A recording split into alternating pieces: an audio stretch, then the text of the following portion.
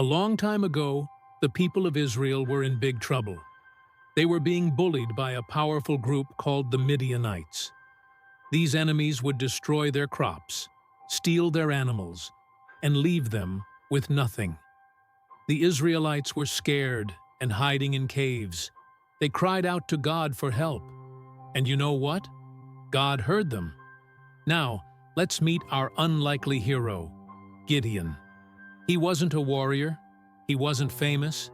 In fact, when we first meet him, he's hiding in a wine press, secretly threshing wheat so the Midianites wouldn't steal it.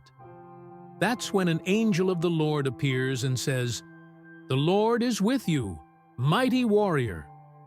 Gideon probably looked around like, "Who? Me?"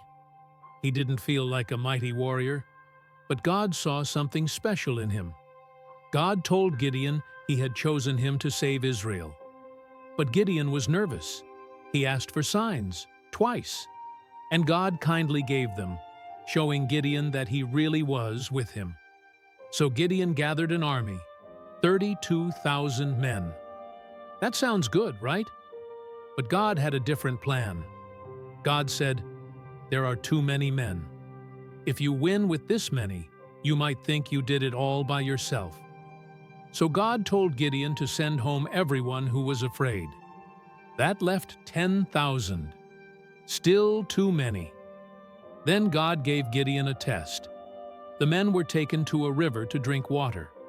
God told Gideon to only keep the ones who drank by cupping the water with their hands. Guess how many were left? Just 300.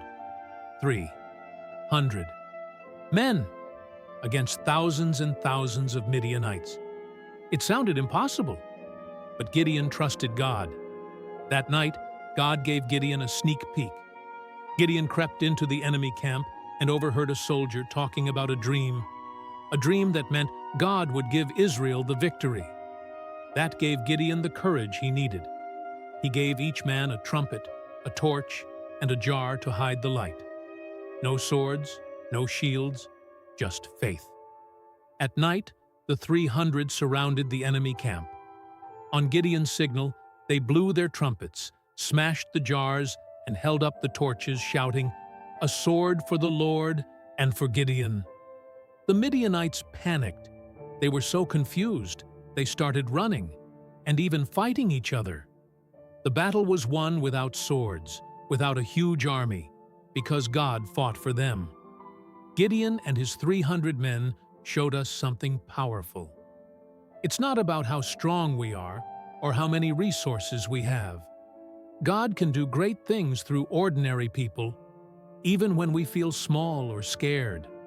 So the next time you feel weak, remember Gideon. God doesn't need big numbers.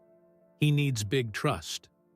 Because when God is on your side, even 300 is more than enough.